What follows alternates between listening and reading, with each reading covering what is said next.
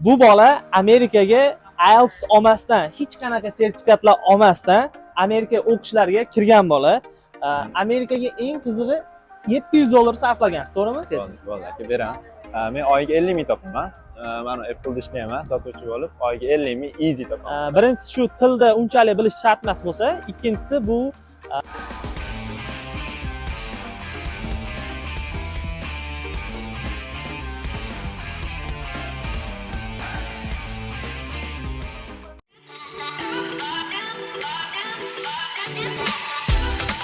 Hop, assalomu alaykum do'stlar.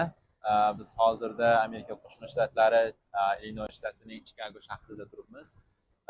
Men hozirda Ziyohiddin akam bilan, bu akam J1 vizasi bilan, men esa F1 vizasi bilan Amerikaga kelganmiz.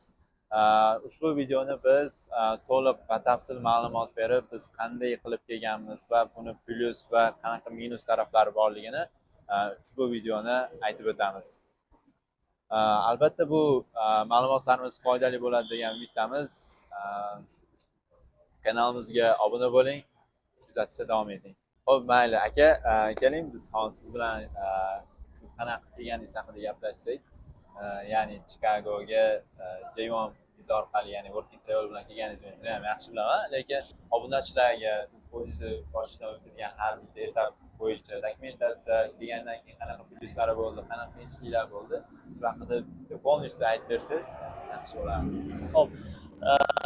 Amerika Qo'shma Shtatlariga J1 vizasi bilan kelganman va J1 vizasi qanaqa viza deb ko'pchilik so'rashi mumkin. J1 vizasi juda turlari ko'p. Working travel bilan topshirganman. Working travel kimlar topshira oladi? Working travelda universitetda o'qiyotganlar va magistraturada o'qiyotganlar topshirsa bo'ladi. Birinchi kursdan 4-kursgacha va magistraturada ham 1-2 kursda topshirsa bo'ladi. Shu vaqtda yozgi ta'til bo'ladi. Shunda 3 oylik viza bilan kelsa bo'ladi. Menimcha, o'ylashimcha hozirgi paytda J1 vizasi va working travel juda ham ommalashib ketyapti va juda ko'pchilik topshiryapti va Amerika viza olish koeffitsiyenti baland bo'lib turibdi. Shuning uchun J1 vizasini tanlaganman. Tushunarli. Xo'p, bilamiz J1 ga, ya'ni 3 oylik viza eng ko'pi bilan 4 oy qolsa bo'ladi Amerika Qo'shma Shtatlarida, ya'ni working travel bilan kelganingizda. O'zi ya'ni qancha pul sarfladingiz kelgungacha va qancha oldin boshladingiz bu narsani? Misol uchun dokumentatsiyaga men student vizaga topshirayotganimda hisobda agar endi qaysi o'qishga topshirish sizga ham bog'liq, lekin agar oddiy schoolga yoki kollejga topshiradigan bo'lsangiz, dedik 3 oy oldin boshlashingiz ham bo'laveradi, ya'ni bemalol o'sha viza anaqa suhbatlarga kirishga, tayinlanishga ham ulgursiz. O'zi odatda qancha vaqt oldin topshiriladi va necha pul ketdi bu topshirishga? Working travel vizasida aslan yozda bo'lganligi uchun siz 3-4 oy avval topshirsangiz bo'ladi. Lekin sentyabr oyidan may oyigacha topshirsanglar bo'ladi. Yanvar, fevral oylarida juda ham vakansiyalar ko'p bo'ladi. Shu paytlar topshirib olsanglar, yaxshi vakansiyalar bo'ladi. Tushunarli. O'zi qancha pul ketdi aka? O'zi topshirishingizga? Working travel vizasiga hamada har xil agentstvalar har xil bo'ladi. Men tanlagan agentstvada $2,5 sarflaganman. O'qishiga $2,5 va kelish yo'l kiralarim bilan shu $3,5 borgan. Xo'p, o'rtoqlar, akamizdan eshitdinglar, qanaqa kelgan, u yoq bu yoq, misol uchun kelgandan keyin o'zi necha pul ketishlari полностью ma'lumotlar bo'ldi. Endi men aytib o'tadigan bo'lsam, o'zi kelganimdan keyin men student viza bilan kelganman, ya'ni student viza bo'lganligi uchun menda sal qiyinchilik ko'proq bo'lgan. Boshimdan juda ham ko'p nima deydi, qiyinchiliklar o'tgan. Chunki endi o'zi aytib o'tganingizdek, misol uchun kelganingizdan keyin uyingiz tayyor bo'ladi, ishingiz tayyor bo'ladi, boshqa. Endi bizda bilamiz, biz nima deydi, hammani ham ota-ona support qila olmaydi, qo'llab-quvvatlay olmaydi, chunki Amerikaga hech kim faqatgina o'qish uchun kelmaydi. Endi ko'rganlarim, bilganlarim bor, faqat o'qish uchun kelganlar, lekin где-то 10% tashkil qilsa kerak xolos. Lekin 90% o'sha student viza bilan kelganlar ham eng kamida on campus ishlaydi. Eng kamida o'sha universitetda o'zida ishlaydi. Bo'lmasam, o'sha nima deydi, off campus ham o'sha tashqaridan ham qanaqadir ish topadi, o'sha ishda ishlaydi. Xo'p, endi menga keladigan bo'lsam, men ishimda aka student vizaga uncha ko'p pul sarflamaganman sizdaqa. Где-то $700-800 pulim ketgan. Полностью o'sha noldan dokumentatsiyaga, ya'ni o'sha noldan boshlaydigan bo'lsam, to o'sha intervyuga kirib vizani olib chiqqungacha $700-800 atrofida pulim ketgan. 700-800 ketgan. Undan ko'p ketmagan. Yo'q, undan ko'p ketmagan. Bu endi biletdan tashqari albatta. Biletdan tashqari. Biletdan tashqari. Endi biletni aytmay qo'yaver. O'zi bilet $700-800 biletni men 1200 ga olib keyin kelganman. Chunki o'ta ham shashlinch bo'lganligi uchun, o'qishim ham boshlanayotgan paytda bo'lganligi uchun kirayotganimda nimaga kech kelyapsan degan savollar bo'lmasin, shu borderdan o'tayotganimda degan savollar bo'lmasligi uchun primoy сразу o'qishim boshlanadigan kunga yetib kelganman. Shunaqa. Bitta narsani unutmaylik, do'stlar. Bu bola Amerikaga IELTS olmasdan, hech qanaqa sertifikatlar olmasdan Amerika o'qishlariga kirgan bola. Amerikaga eng qizig'i $700 sarflagansiz, to'g'rimi? IELTS yo'q. IELTS bor, lekin IELTS bor, lekin ishlatmadim. Qachon olgansiz IELTS'ni? IELTSni 2 yil oldin olganman. Lekin posolstvada ishlatmagansiz, to'g'rimi? Yo'q, posolstvada ishlatmagan. Ishlatganingiz yo'q. Endi men schoolga kelganman-da, chunki maktabga oddiy til kursiga kelganman. Shuning uchun menga ingliz tilini, ya'ni til sertifikati kerak bo'lmagan. Endi bitta narsa shuki, men o'qishga kirganman, ya'ni Latviyaga, ya'ni Yevropa orqali kelganligim uchun, lekin Latviyaga borib olgungacha men IELTSim kerak bo'lgan, ya'ni. Shunaqa. Endi qaysidir etaplarda kerak bo'lgan, qaysidir etaplarda kerak bo'lmagan o'sha IELTS shunaqa. Kelish yo'lingizda bir maslahat bering, odamlarga qanaqa qilib siz kelgan yo'lingiz, qancha etaplarni o'tdingiz, shu narsalarni bir chekkadan tushuntirib bering. Misol odamlar tushunmay qolishi mumkin. Latviyadan harakat qilganmi, O'zbekistondanmi, yo o'zi qanaqa o'qishga topshirgan, necha pul o'qish kontraktlari, hammasini bir rafurja gapirib bersangiz, bir tushunarliroq qilib. Xo'p, men o'zi asosan posolstvoga Latviyadan kirganman, ya'ni Yevropadan. Latviyani tanlashimning ham asosiy sabab kichkina davlat, viza olish oson, o'zimiz o'zbeklar ham ko'p, tanish bilishligim ya'ni ko'p bo'lganligi uchun Latviyani tanlaganman. Endi O'zbekistondan to'g'risini maslahat bermayman. Qaysidir paytda yaxshi bo'lgan, misol eng pikiga chiqqan paytlari bo'lgan, misol uchun aytib o'taylik 2021 o'sha karantindan kelgan adashmasam 2020-2021 Abu Dabida rosa trendga chiqqan viza olishlar, agar xabaringiz bo'lsa. O'sha vaqtda hamma Abu Dabiga borib viza olgan. O'zimning ikkita tanishim Abu Dabidan viza olgan. Yoki bo'lmasam undan keyin rosa Jakartadan, o'sha Indoneziya Jakartadan yoki bo'lmasam undan keyin Manila Filippindan juda ham ko'pchilik viza oldi. Ya'ni 2021 dan keyin. Endi hamma vaqtda o'ziga yarasha o'shanaqa haligi pik davri bo'lar ekan viza olishda ham. O'sha men keladigan paytda Latviyada juda ham ko'pchilik viza oldi. Mana bittasi siz, bittasi men, undan tashqari juda ham ko'p tanishlarimiz bor viza olgan. O'sha ya'ni nima demoqchiman, har bitta davlatda o'ziga vaqtga bog'liq ekanda. Endi men bu videoda nima demoqchiman, ya'ni bu gapim bilan nima demoqchiman? Hozir men Latviyadan topshirdim. Ertaga bu degani, ya'ni Latviyadan yana viza olish mumkin degan narsa emas. Chunki o'sha vaqtga qarab, o'sha paytga qarab turib davlatni tanlashni bilish kerak, ya'ni.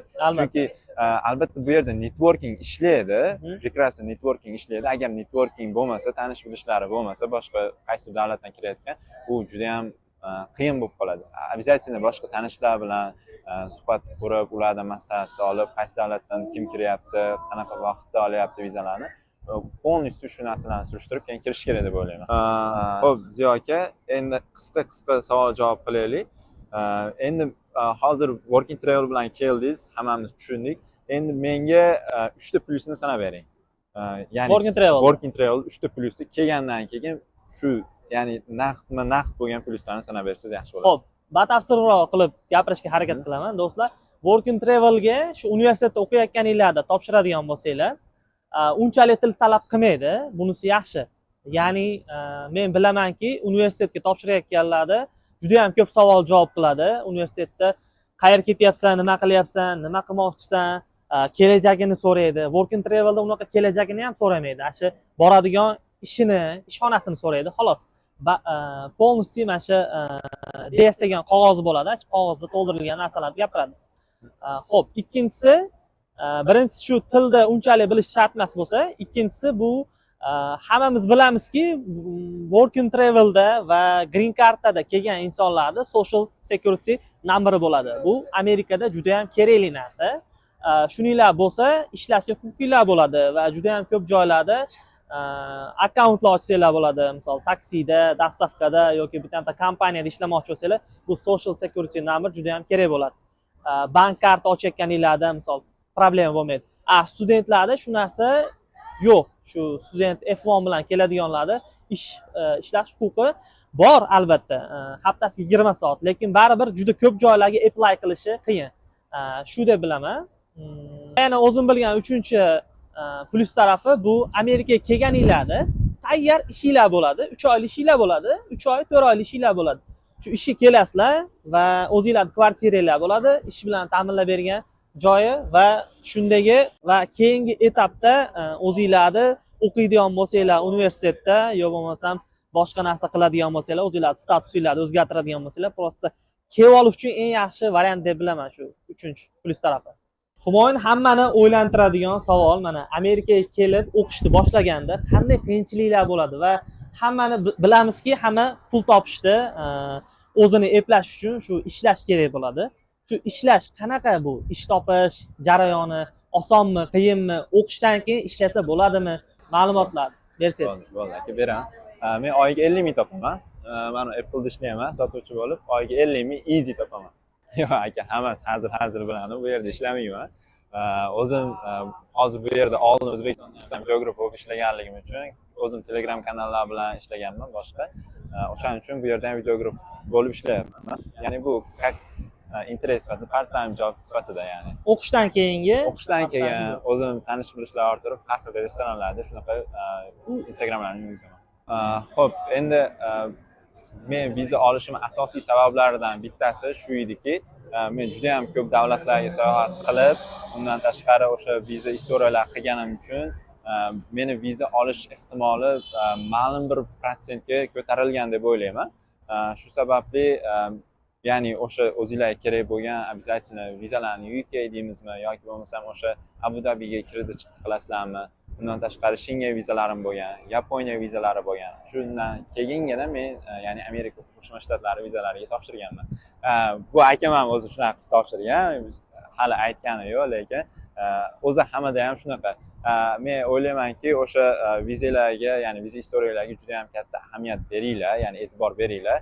Обязательно shundan keyingina bir ma'lum bir miqdorda viza olish ehtimolinglar ko'payadi deb o'ylayman. Hop, do'stlar, bu birinchi videoyimiz akam bilan. Shu sababli bizda u darajada, ya'ni o'zimizni fikrlarimiz, o'zimizda bor ideyalargina aytib o'tdik. Ya'ni qo'shimcha savolinglar bo'lsa, обязательно kommentariyada yoki bo'lmasam o'sha direktdan murojaat qilasizlarmi? Murojaat qilsanglar, keyingi videolarda inshaalloh обязательно ko'rib chiqib, bunga ham javob beramiz. Albatta. Xo'p aka, sizning tilaklaringiz, niyatlaringiz, ya'ni qanaqa bir odamlar, ya'ni kuzatuvchilarga maslahatlaringiz bor? Avvalambor do'stlar, ro'za ayyomlaringlar muborak bo'lsin. Hammamiz shu ro'zani yaxshi tutib olaylik, hayit namozlarini yaxshi o'tkazib olaylik va sizlarga harakatinglarga omad va Amerikaga iloyim bizga o'xshab nasib qilib kelib olinglar. Xo'p, men yana bitta maslahatimni aytib o'tay aka. Xo'p, Amerikaga kelishdan oldin men doimiy ravishda faqatgina Amerika haqida o'ylaganman. Ya'ni hech qanaqa menda maqsad bo'lmagan, что men Amerikaga kelaman, pulni yorib yuboraman, bo'ldi, mana shu pulni bosaman deb o'ylaganman. Endi menda faqatgina maqsad pul bo'lgan yoki bo'lmasam kelganimdan keyin nima qilishimni men aniqlay olmaganman. Shu sababli deyarli 1 oy, 2 oy depressiyada kunim o'tgan. Ya'ni ko'chaga ham chiqqim kelmagan, boshqa.